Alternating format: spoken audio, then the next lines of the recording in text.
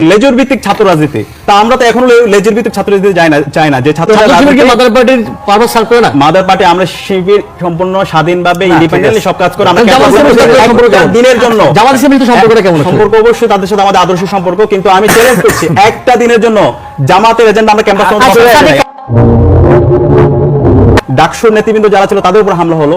আমি আশা করেছিলাম আমাদের শ্রদ্ধা আমান ভাই জাতির কাছে হাত তুলে বলবে আমরা এই ঘটনার জন্য প্রকাশ্যে ক্ষমা চাই, এটা কলঙ্কজনক অধ্যায় আমরা রচনা করেছি, আমরা আর জীবনে কখনো এই ধরনের কাজ। মবক্রেসি হচ্ছে মবক্রেসির উৎপত্তি স্থলের নাম হচ্ছে মগবাজার। মবক্রেসির প্রবর্তক প্রচলক এরা হচ্ছে মনে করেন ইসলাম ছাত্র শিবিরের লোকজন, এবং মবক্রেসি মনোপ্রাণে লালন ধারণ করতেছে জাসি মানে জামাত এবং শিবির। এ বিষয়ে বাংলাদেশের মানুষের কোনো সন্দেহ নাই। মব এবং এটা নিজের নামে করতে না পারলে তখন তাদের যে বিসি টিম আছে এবি জুবায়ের মুসাদ্দিকদের মতো এরকম এদের দ্বারা এটা ওনারা করেন।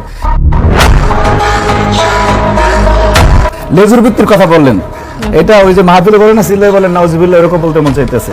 বাংলাদেশে 5ই আগস্টের পরে লেজুর ভিত্তির রাজনীতি চলবে না এই কথা বলে ছাত্র রাজনীতি বন্ধের যে পায়তারা করছিল সেটাও শিবিরের নেতাকর্মীরা বিভিন্ন গুরুত্বভাবে করছে। আচ্ছা ঠিক আছে, ওই বন্ধু মানলাম, কিন্তু সেই যখন থেকে তারা এই কথা বলা শুরু করেছে তারপর থেকে 12ই ফেব্রুয়ারি পর্যন্ত বাংলাদেশের সবচেয়ে বড় লেজুর ভিত্তিক ছাত্র সংগঠনের নাম ইসলামী ছাত্র শিবির। এরকম হয়েছে সাদিক কায়েম বসা আছে এই জায়গায়। সে ডাকসুর ভিপি হওয়ার পরে আপনি আজকে পর্যন্ত সে যখন আমাদের মাঝখানে কয়েকবার ভূমিকম্প হলো ঢাকা শহরে, মৃদু ভূমিকম্প, ঢাকা শহরের অনেক অবকাঠামোগত বিল্ডিং রয়েছে যেগুলি ঢাকা বিশ্ববিদ্যালয়ের চেয়ে দুর্বল, কিন্তু ঢাকা বিশ্ববিদ্যালয়কে ইন্টেনশনালি বন্ধ করছে ডাকসু। তারা ভিসি এবং প্রশাসনকে এক প্রকার ব্যবহার করে বন্ধ করে তারা সারা বাংলাদেশে দাঁড়িপাল্লার ভোট চাইছে সাদিক ফরহাদরা। এবং এই জামাতের মঞ্চে আমাদের রাকিব নাসির যতবার না কথা বলছে তার চেয়ে অনেক বেশি সাদিক ফরহাদরা দাঁড়িপাল্লার জন্য কাজ করছে সারা বাংলাদেশে। এবং এই যে বিএনপি যতগুলি কর্মপরিকল্পনা নিয়ে আসছে, এই কার্ড সেই কার্ড আবিজাবি, এই যে ফ্যামিলি কার্ড রাগ ভুয়া এসে এগুলো সাদিক কায়েমের সোচ্চার কণ্ঠ ছিল।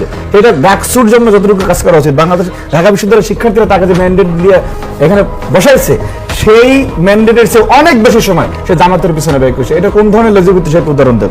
সুতরাং লেজুর ভিত্তির নিকৃষ্ট উদাহরণ সাদিক ফরহাদের মাধ্যমে এই বাংলাদেশে হয়েছে 5ই আগস্টের পরে, অথচ ওনারা বলে লেজুর ভিত্তির রাজনীতি চলবে না। এটা হলো স্পষ্ট মুনাফিকের একটা জ্বলন্ত উদাহরণ। ডাকসুর ভিপি, এখন আপনার কি ডাকসু ভিপি বেশি প্রিয় নাকি ঢাকা দক্ষিণ সিটি কর্পোরেশন মেয়র বেশি প্রিয়? অবশ্যই আমার কাছে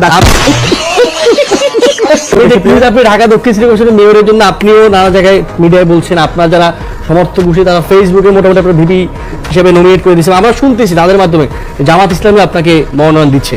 দুইটা কোশ্চেন, একটা হইতেছে যে আপনি তো এখনো শিবিরের একজন সম্পাদক, আন্তর্জাতিক সম্পাদক, ভুল না করি, জামাত আপনাকে নমিনেশন দিতে পারে কিনা? এক নম্বর কথা, আপনি বলছেন আপনারা লেজুর ভিত্তি করেন না জামাতের, আপনি জামাত থেকে নমিনেটেড হইতে পারেন কিনা, এক নম্বর। দ্বিতীয় আলোচনা হইতেছে যে আপনার ডাকসুর এখনো 6 মাসের মতো মেয়াদ আছে, 5-6 মাস আছে, এবং আমরা শুনতেছি আজকেও এলজেডি মন্ত্রণালয়ের মন্ত্রী মির্জা ফখরুল ইসলাম বলছেন খুব দ্রুতই ইলেকশন হওয়া শুরু হবে। ইলেকশন শুরু হলে আপনার মেয়াদ থাকার সময় আপনি আবার ঢাকা দক্ষিণ সিটি কর্পোরেশন ইলেকশন কেমনি করবেন?